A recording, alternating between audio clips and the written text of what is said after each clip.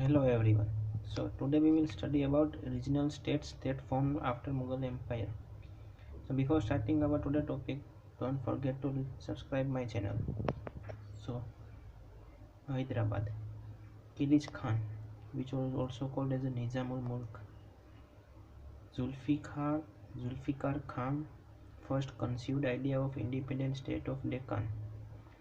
Then Qiliz Khan killed Mubariz Khan, who was a viceroy of Mughal, at the Battle of Sakar Kheda in 1724 and assumed title Asaf Jah.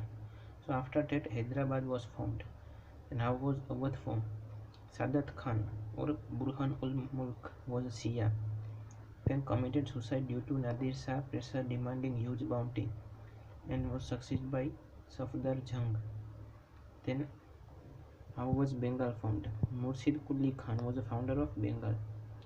In 1727 his son succeeded Sujauddin. His successor Sarfaraz Khan was killed in 1740 by Aliwardi Khan, deputy governor of Bihar at Kheria. Then how was Rajput